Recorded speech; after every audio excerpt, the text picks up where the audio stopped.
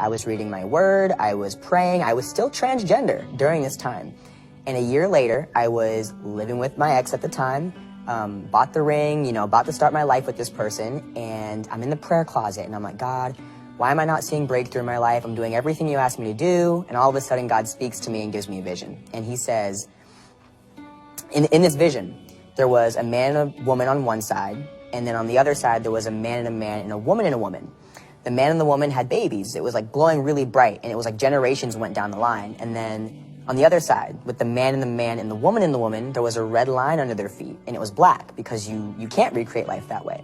So I'm staring at this like vapor, like this vision in front of my face, and God speaks to me, and he says, I made man and woman so you could recreate and share the good news of my son, Jesus Christ. And he says, if the devil can convince somebody, a little boy or a little girl, a man or a woman, that they are gay, lesbian, or trans, he said, not only is the devil going against my will, because the devil's will is always against God's will, but the devil is wiping out entire family bloodlines, and generations of people that I intended to be born will not exist for my glory. So I just remember feeling, wow, I've been really selfish my whole life. Everything in my life was based on my feelings. Oh, I feel like I'm a lesbian. I feel like I'm trans. I feel like God hates me. And I was wrong. God loved me the entire time. I just had no idea about it because, unfortunately, his people didn't do a good job at telling me and showing me that. So I'm just sitting there and I'm crying, and God wraps this fiery blanket around me, and he says, I love you no matter what you choose, but you have to choose today. And I chose him. I was terrified to choose him because I had been one way my entire life. That's all I've ever known. The next day, I went to church and I got set free of the demonic spirit of Jezebel. And I didn't know anything about demons. I didn't know there was a spirit behind homosexuality. I didn't know there was demons behind false identities, but there was.